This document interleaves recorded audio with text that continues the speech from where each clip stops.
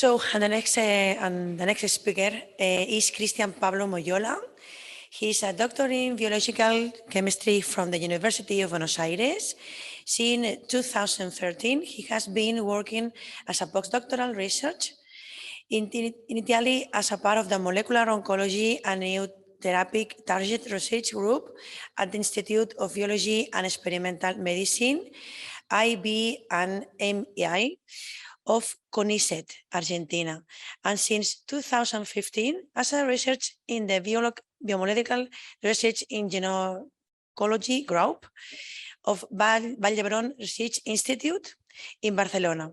Since 2019, he collaborates as a professor at the UVic-UCC University Manresa campus. Welcome, Cristian. Thank you. Thank you for the presentation. I would like to, well, first of all, thanks Danny and Cristina and all the organization for this wonderful meeting and the possibility to show you and share with you my results in translational research. So today I'm going to present part of my work and also try to adapt it to the nursing. So the title of my talk is Nursing in the Genomic Area, the Involvement in Molecular Biology, Translational Research and Precision Medicine. This is the work that I carry in the biomedical research group in gynecology at the Vall d'Hebron Hospital. That is a big hospital here in Spain, one of the biggest hospitals. And I would like to start talking about this iconic women, Florence Nightingale, that she was an influential and pathfinder woman that set the basis for modern nursing. Apart from the many milestones that in her life that she has, I would like to emphasize that what made her extremely successful on boosting nursing profession was that she went beyond the commitment to patient care and welfare. What she does was she organized activities regarding teaching and education activities to promote nursing profession, and also she started with research in nursing. So she has an important role in the nursing profession by disseminating and communicating her results to the to others. That's why she boosts nursing profession. So I would like to emphasize this part that for any discipline to progress, I think that it's really important to have research. It's a cornerstone on that. And I think that Florence Nightingale knew it, so that's why she could potentiate or could be considered the founder of modern nursing profession. With the advent of novel technologies and innovation, we are moving to a new paradigm in many disciplines, including nursing. So particularly now, we are in nursing have been evolved to what is called precision health, that can be termed like the personal healthcare based on person unique genetic and genomic or any omic compositions within the context of lifestyle, social, economical, cultural, and environmental influences that helps individuals achieve well-being and optimal health. Particularly for the nurse, I think that it's really important in this new era to have nurse that has a qualified professional profile, expert in specific knowledge, in particular here in genomics, but also in different areas of knowledge. Also, I think that it's really important to have an integration of the clinical practice, the education, and the research to promote the research and to promote the incorporation of the progress of nursing. And at last, also, I think that the coordination of care among multidisciplinary groups is really important to nurses to be involved in multidisciplinary and interprofessional teams for progress to discuss about the necessities of the discipline or the profession and have a different point of view from different areas.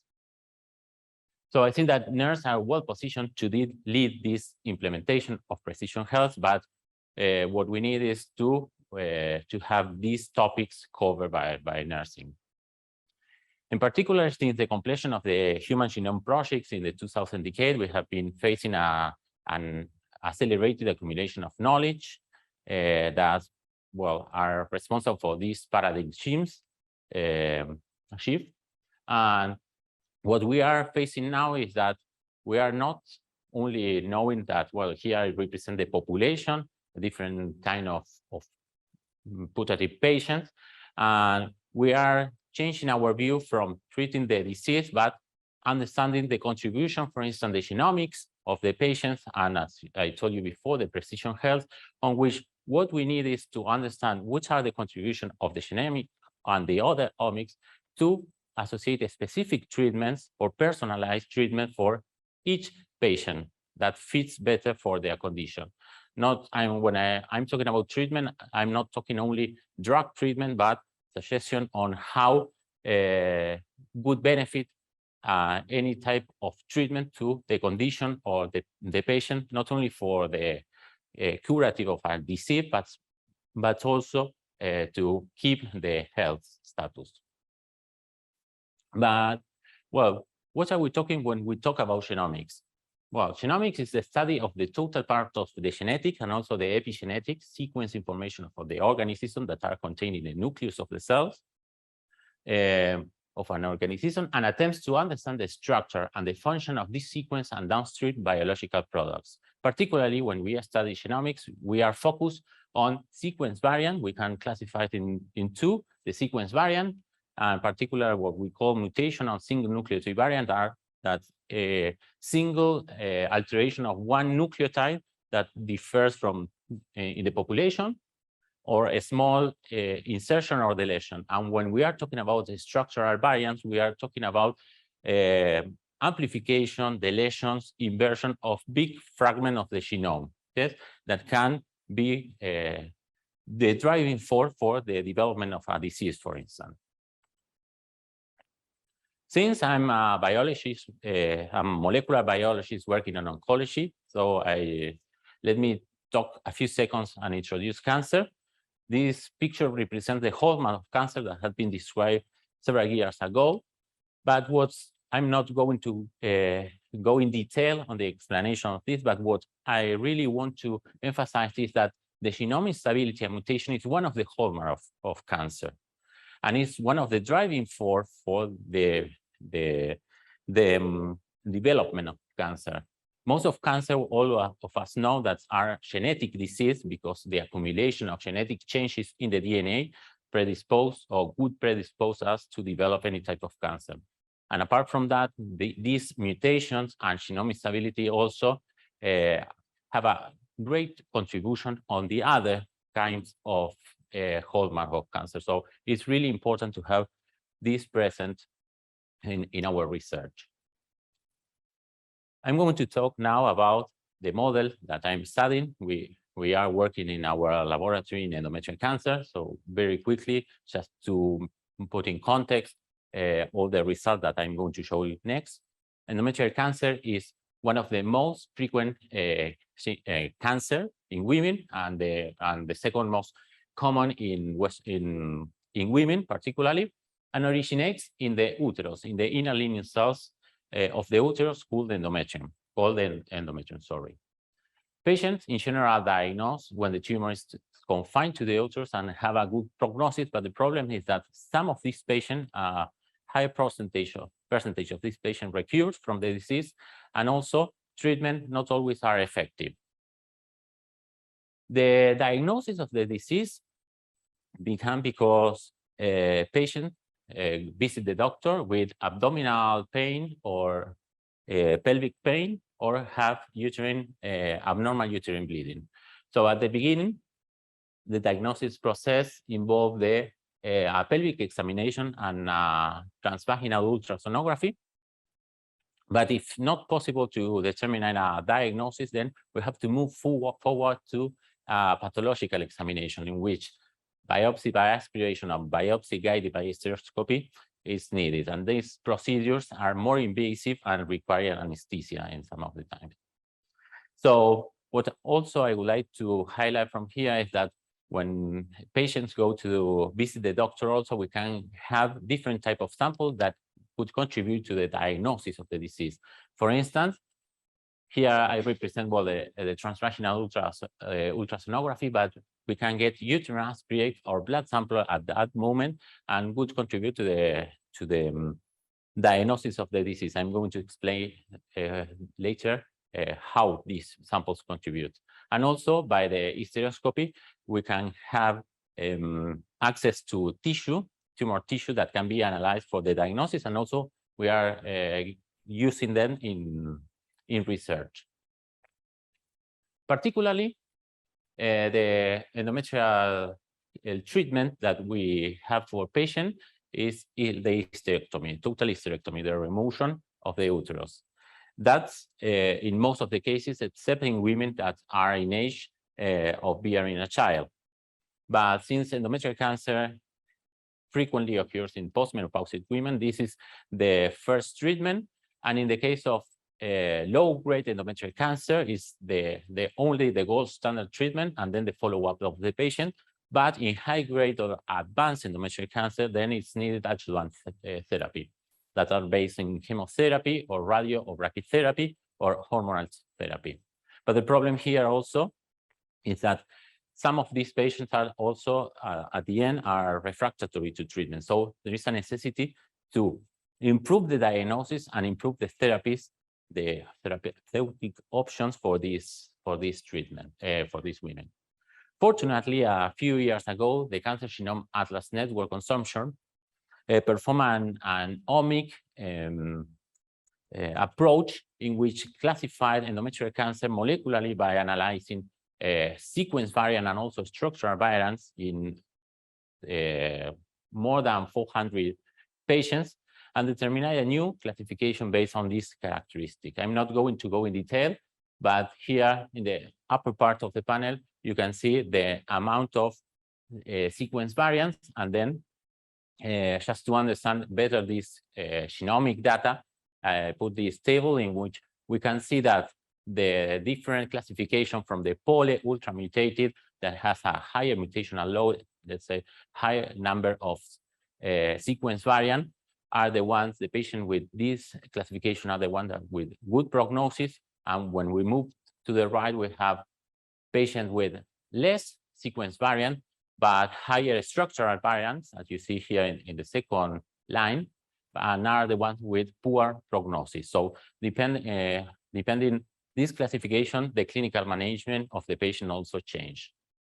So based on this, we propose different approach, and these are our research aims for addressing endometrial cancer. First of all, we want to characterize the molecular landscape of tumor samples and also identify molecular biomarker of the disease prognosis, progression, recurrence, and treatment response, just to answer the clinical needs of these patients.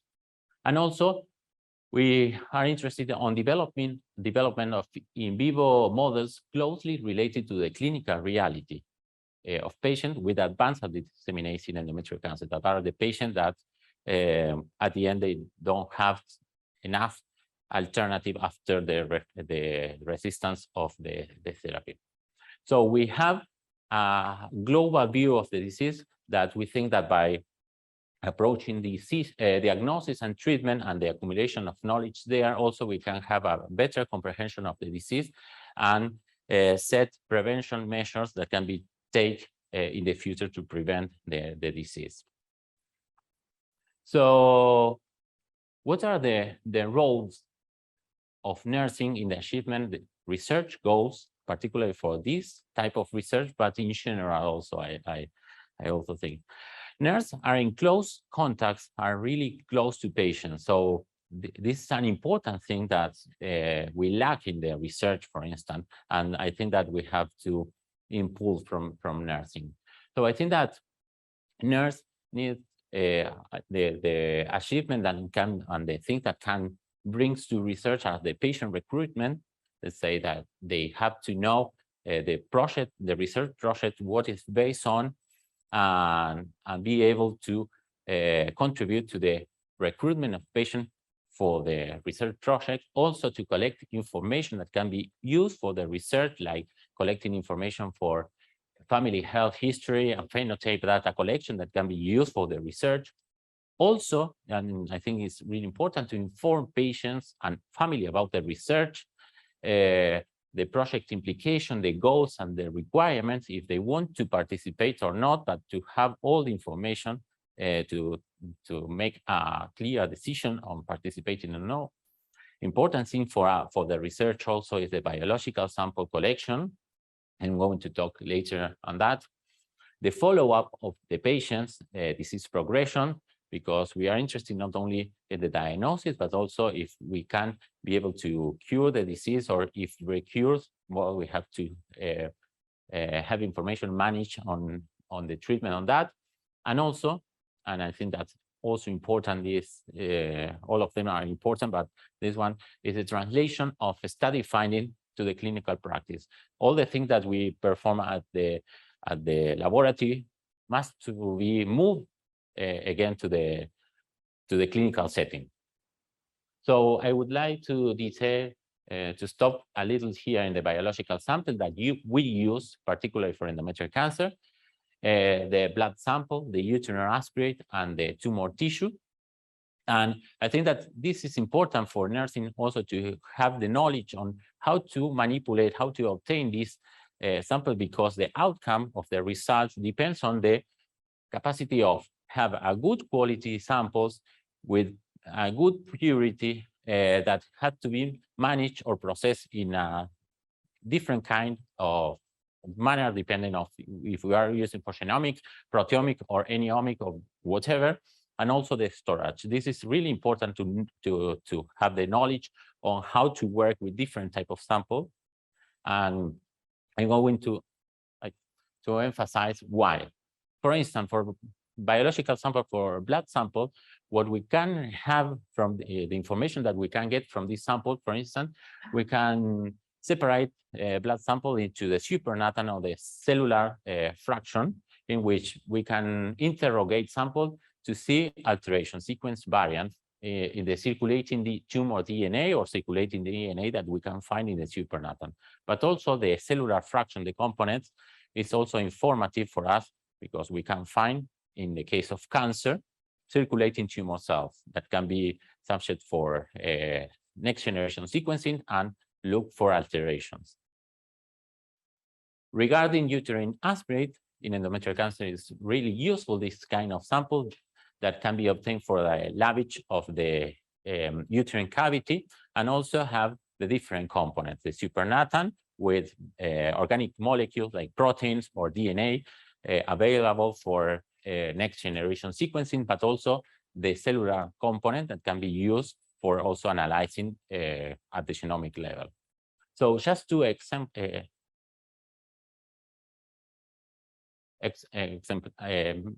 to take an example on how we work with this information, here is a work that we have been working in collaboration with researchers from Institute of Santiago de Compostela and MD Anderson in Madrid, in which we characterize the molecular landscape of tumor sample, particularly uterine aspirate. Yeah?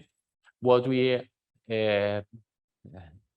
have been doing is, according to the mutational landscape, the single nucleotide variant of the DNA sequence variants of the DNA, particularly of endometrial cancer. Here we have the two pie charts representing the alteration found in endometrial cancer in the different histology. We observe how representative are the sample, the uterine aspirate sample, to capture this alteration. And we observe that 93% of uterine aspirate samples analyzed present the genetic alteration found in tumor tissue. So this is important, and it's indicating that uterine aspirate is a good sample for the characterization of the patient and the tumor. Another important sample that we use is the tumor tissue. The tumor tissue we obtain after hysterectomy, and we use for the generation of a clinically relevant in vivo model that are the patient-derived xenograft model. We implanted tumor tissue subcutaneously into the mice, and we use this mice for biomarker detection and also for drug testing. They have great advantage and also have some limitations, but it's an excellent preclinical model to test drugs in which you can amplify the tumor from the patient and you can perform this drug screening and see how it responds according to, for instance, molecular alterations. So our work also here is a recently published research work in which we validate the molecular status of these patient-derived xenograft models, comparing, well, we have two different objectives. The first one in the left, you can see that we compare the molecular status of the patient and the PDX just to see if the model, the avatar, in this case, the PDX model, represents the molecular landscape of the patient. And in the second part, we also try to identify if the different classification, the molecular classification that I told you before, have a distinct molecular features.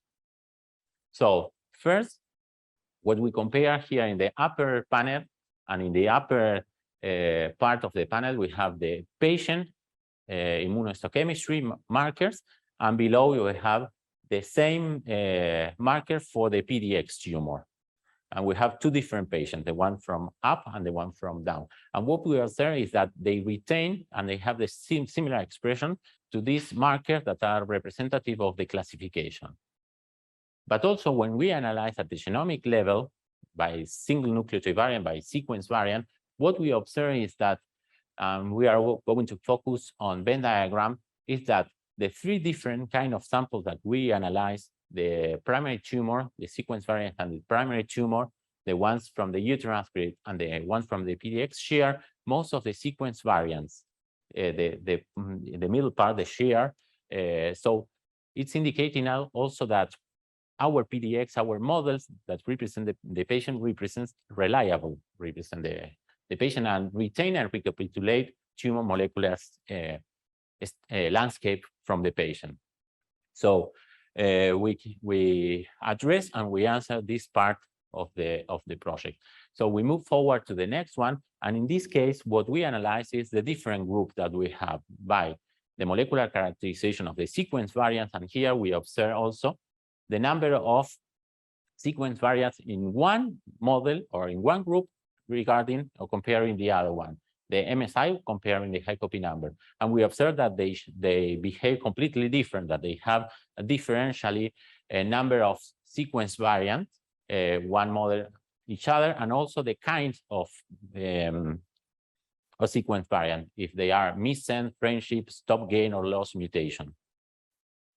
Also, we observe the structural variants. In this case, if we have amplification or deletion of genomic regions. And in this circular plot called circles, what we can see is the distribution along the 23 chromosomes. And in orange, we have one group, and in blue, the other one. And we observe that the orange group have greater accumulation of events of amplification and also deletion at the genomic level along all the chromosomes, while the blue one is only focused in some chromosome and the frequency is really low. So also with this information, what we can say is that PDX model, our avatar from endometrial cancer, exhibit molecular feature associated with the molecular classification subtype they belong to. We confirm that. So also we address the second objective. Finally, we are also interested in study tumor heterogeneity. We have different levels of heterogeneity, the patient itself heterogeneity, but we are interested in intratumor heterogeneity that's become because of the cells, because of alteration, start growing, proliferating, and by accumulation, different type of alteration, then we are going to have a bulk tumor with different subpopulations. So we think that tumor heterogeneity, intratumor heterogeneity is the driving force for recurrence, for resistance to treatment. So we want to understand how this driving force work and how we can address it. So we want to model intratumor heterogeneity by using these preclinical models, the patient-derived xenograft model. And the idea is that from one patient to pick or collect different areas of the tumor and implant it in different animals. So to capture this intratumor heterogeneity, and then perform, for instance, a genomic analysis, whole exome sequencing analysis, to see what is expressing each area, if they are similar or not, and what are expressing. Particularly, this is a workflow that our main goal is to analyze the differentially expressed genes. Here, the alteration, the sequence variant, and also the structural variant found in the different area of the tumor, and then associated to a specific treatment for personalized medicine, for precision medicine, for targeted therapy. So we are interested not only in the common markers that represents the disease and could be one of the drivers of the disease, but also the heterogeneous marker that differentiates one area from the other.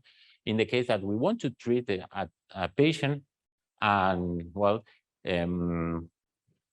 have the opportunity to treat in a global manner and not kill one subpopulation of cell and not the other, and allow the reappearance of the tumor.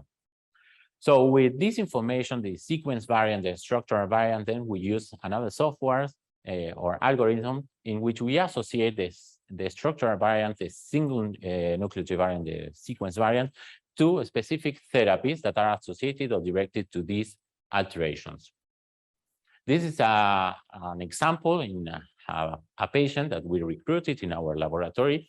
We have the clinical information there of what the patient, the age, and the clinical diagnosis, the molecular classification, the treatment that this woman received, and also below we can see the molecular status of the avatar of the PDX. And here we have the specific drug that we found associated to the alteration that we found in the molecular analysis, in the genomic analysis. So our objective is to, by the using of the patient-derived xenograft models, to test the different drugs that we found associated to this alteration, so as to have an idea of the efficacy of these drugs. And also, we are developing another clinically relevant model that is the generation of organoids, that is a three-dimensional culture in which also we can test these drugs. So the idea is to evaluate the cell viability, the toxicity, the proliferation, migration, and adhesion capacity of the cells in these models, to then have a knowledge on an alternative therapy that can be bring warfare to the patient in the case of recurrence, or in the case of the do not respond to gold standard treatment, to adjuvant treatment. This is another example that we also work in collaboration with the researcher from MD Anderson and Santiago Compostela Institute of Research, in what we, by sequencing the different areas of the tumor, both at the primary tumor area in the patient and also in the PDX, we observed, and also the uterus, we observed that the gene ATM harbor pathogenic alteration and gene mutation loss of heterogeneity. So we decided to use a targeted therapy on the pathways on DNA repair, that is the pathway that ATM regulates. And we observed that the treatment with olaparib, that is this PARP inhibitor responsible for the targeting this pathway, have good result delaying the tumor growth compared to the placebo, but also have similar or better response to the standard treatment, adjuvant treatment that receive patients in the clinic, carboplatin and paclitaxel. So, what are the conclusions? In the research part, what we are trying to do is to associate our genomics and the genomic status of the patient to personalized treatment, personalized medicine, to offer alternative therapies to those patients that pass the first-line treatment and now are resistant. And returning to the nursing part, what we think, and I'm convinced of that, well, nurses are well positioned now to usher in this new era of precision health or precision medicine, and lead its integration into health promotion, disease prevention, treatment, and treatment using an holistic approach. And I'm saying that they are well positioned because are the connection between the research and the patients. And I think that regarding the patient, as I stated before, nurses can provide patient and family education about the meaning of genomic tests, and also can promote the performance of health and family assessment, also by compiling family history record. They can deliver precisely medications based on the genomic, pharmacogenomic, or the findings in the research, and also are in a position to recruit patients for research projects and accurately collect, process, analyze, and store samples that would contribute also to the research. Regarding the crosstalk with research, I think that, and this is my experience in Valdebron Hospital, we need that nursing participate more actively in these interprofessional multidisciplinary teams to bring the point of view of the patient and of the clinical, because they are representing also the patient. They can represent the patients in this multidisciplinary working group. And also to provide critical feedback and insight on the feasibility of implementing new technologies into workflows at the clinical point of care. So I would like to thank my research group, the biomedical research group, and also the collaborators, the financial partners, and particularly the university and the organizers of this meeting. Thank you very much. I will be glad to answer any question.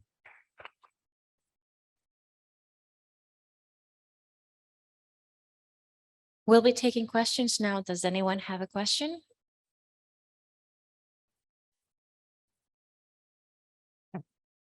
Thank you, Cristian, for your presentation. My question is, you teach in our university in UManresa, and you teach 1.5 hours more or less about genetics. Well, it's enough? Do you need more, a new subject about? Well, I think that based on, well, on this meeting and the knowledge that I'm having on the crosstalk between the nursing activities nowadays and the progress of the discipline on genomics, I think that it's needed more. I have, well, this year I introduced a little more, but yes, I have less than an hour of talking genetics and view of genomics. I think that is something that is required and it's needed for the nursing formation, and it's a competence that should be in the curriculum. Yes, for sure. Thank you. We will propose to the university. Thank you.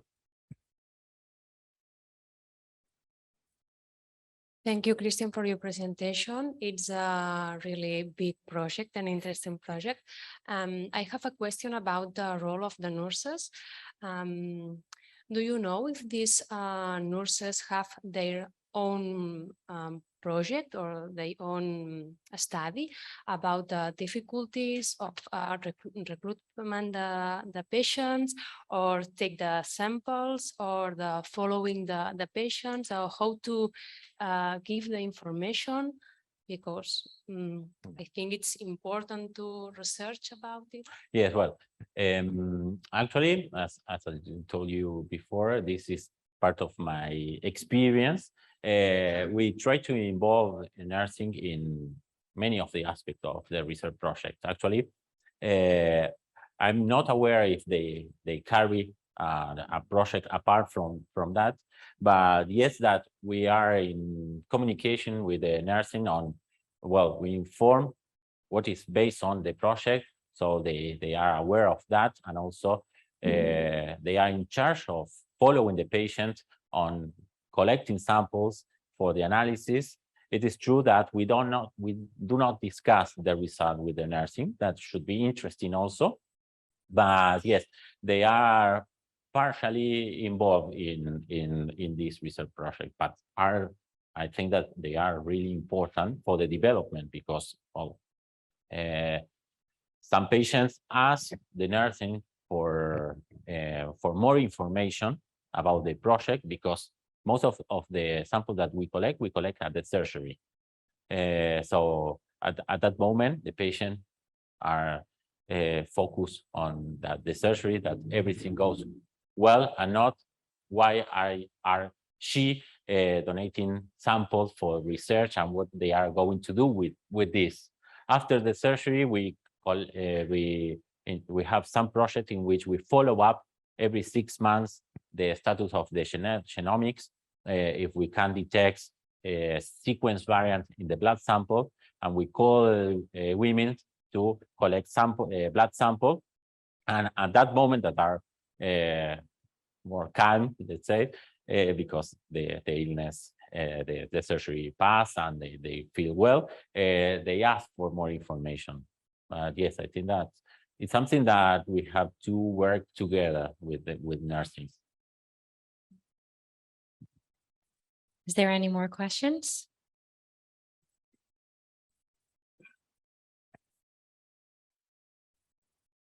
Thank you for your lovely presentation. It was really interesting. I'm thinking about the nurse's role also. I have a previous study with the nurse's role in research project and informed consent process and recruitment of the research study. And what we found that nurses have little information about the legislation and ethical issues and actually the whole research project. How do you going to manage that? Or I think it's for our educational problem also, because we don't actually teach that much. Do you have any solution? Well, I think that apart from incorporating the genomics subject in the curricula, we need to talk about ethics in the curriculum, because then nowadays with the all protection data requirements law, this is genomics. It's an important information from everyone, so we need to have concern on that and know that it's information of the patient, and it's their